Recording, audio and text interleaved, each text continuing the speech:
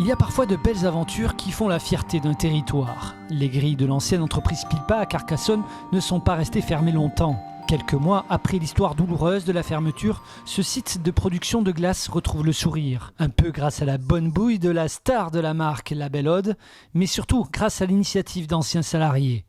Réunis en coopérative, ils sont une vingtaine à diriger la fabrique du Sud. Ils ont su trouver les fonds rapidement pour faire tourner la boutique, mais il leur manquait l'essentiel, le lieu.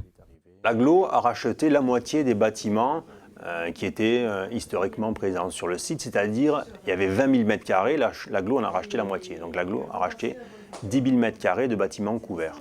Et nous concrètement, pour la SCOP, actuellement, on utilise à peu près 3 000 m². Sur le site actuel que l'on loue, on peut avoir un potentiel de développement qui est considérable. L'audace économique est la priorité de la gouvernance de Carcassonne Aglo depuis la prise de fonction de Régis Banquet le 11 avril dernier.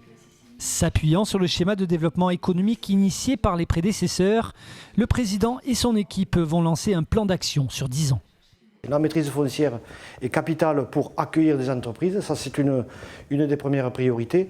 La deuxième priorité, c'est de mettre en place, je dirais en quelque sorte, un guichet unique et donc un service ici à l'Aglo qui puisse accueillir les entreprises et pouvoir les orienter sur des fonciers dont nous avons la maîtrise. Nous allons mettre en place aussi une structure dans quelques mois de marketing territorial pour aller chercher des entreprises ailleurs, dans d'autres territoires, pour qu'elles viennent s'installer chez nous. Le tourisme bien sûr, mais aussi le numérique auront une place de choix sur le territoire, tout comme l'économie sociale et solidaire incarnée aujourd'hui par la crème glacée La Belle Aude. Les chiffres parlent d'eux-mêmes, 700 000 € de chiffre d'affaires cette année, plus du double prévu dès l'année prochaine avec une commercialisation dans les régions voisines.